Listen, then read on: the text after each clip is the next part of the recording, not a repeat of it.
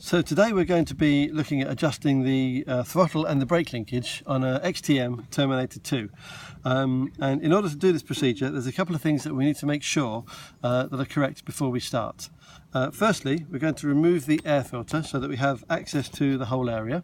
And then following the removal of the air filter, we're going to turn the car on and we're going to turn the transmitter on. Okay, there we are, car and transmitter on.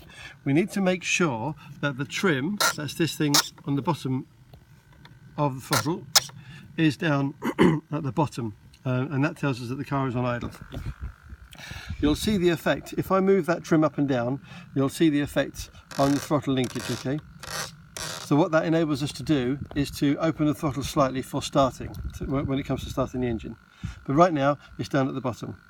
So the first thing that we're going to do is we're going to adjust the throttle linkage. Now this assumes that the engine will tick over or idle quite nicely with the idle screw set on the engine without any need for having the throttle held open slightly. So what it means is that if we move the throttle lever down, i.e. brake, there is no movement in the slide on the carburetor at all. Okay, so what we're looking for here is we need to make sure, and I'll do this so that you can see it happen, we need to make sure that there is, on this spring here, there we are, if I take the tension off, we need to make sure that there is just a little tension on this spring here. We don't want too much, otherwise it could damage the mechanism when we brake, but just a little tension. And what that will do is that will push the carburetor closed to make sure that it always remains on idle. The second adjustment we need to make is this adjustment here.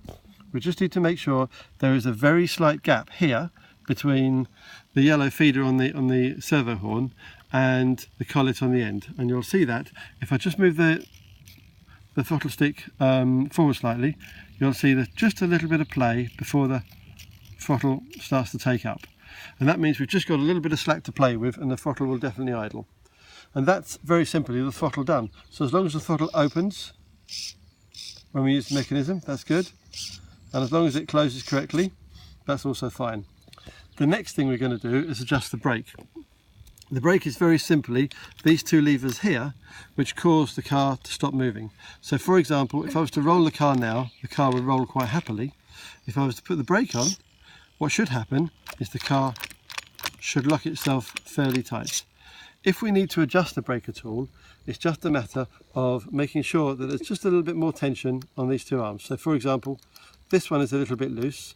So in order to adjust the brake, I would just literally undo the collet and I would just slide it forward slightly to give, excuse my fingers in the way, to give just a little more tension on the brake there. There we are, and you can see that's a little bit tighter now. The car will still roll, and when I put the brake on, it holds it very tight. Okay, we'll just check this one too, and you can see there's a little bit of movement on there. So again, I'll just adjust that collet. I'll just move it forward slightly, just a little tiny bit, just enough. We don't want the brake to be pinching at this point, so the car still has to roll correctly, but when the brake is applied, the lever will push against the brake pads. The XTM Terminator has two sets of brake pads, one either side of the diff. So one brakes the front prop shaft and the other one brakes the rear prop shaft. You need to make sure that both of these are adjusted correctly.